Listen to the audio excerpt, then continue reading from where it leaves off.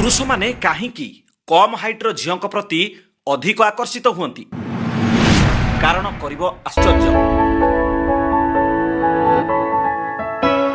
University of north Texas अध्ययन report जना पड़ी जे पुओ माने सेमानक सहित समान और अधिक उच्चता विशिष्ट झील अपेक्षा कम उच्चता विशिष्ट झील सहित अधिक भावप्रवणता अनुभव करती, निज मन कथा खोलिकी कथा होई पारंती।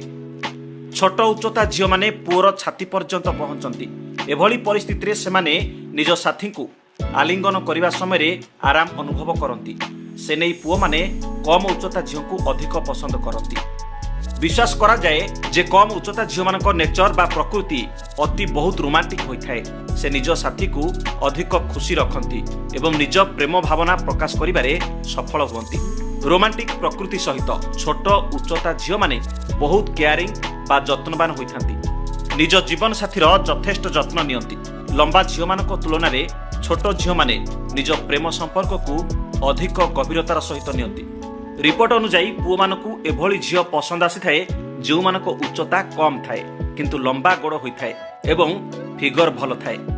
रिपोर्ट अनुसार एहिपरि झील माने लंबा झील मानक अपेक्षा बेस चालाक और तीक्ष्ण मस्तिष्क होइथांती। स्वल्प उच्चता झील माने हिल पिंधिले बहुत सुंदर देखा जाइथांती, जहाँ सेमानकर व्यक्तित्व को आहुरी बढ़ाई थाए, जहाँकि सेमानक प्रति पुओ माने आकर्षित हेबार अन्यतम कारण।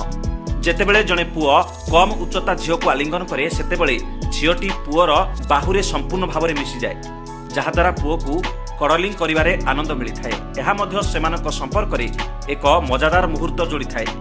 स्वल्प उच्चता विशिष्ट झील को आलिंगन करिबा बेले पुओ माने तांकु सहजरे उठाई बुलाई पारंती। एहा सेमानक संपर्क रे समन्वय आनी थाए और उन्नत करि थाए। ब्यूरो रिपोर्ट संस्कार टीवी ओडिशा।